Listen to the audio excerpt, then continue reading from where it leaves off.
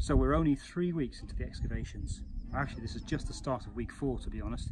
And look at this, another fantastic shoe that's come out of our very first foot ditch of Vindolanda.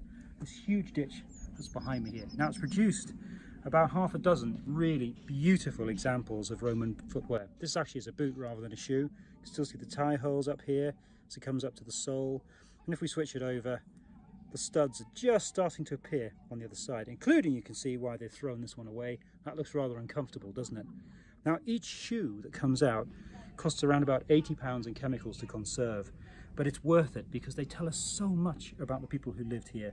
The type of size of footwear they've got can be an indicator of the size of the person, whether they're male or female.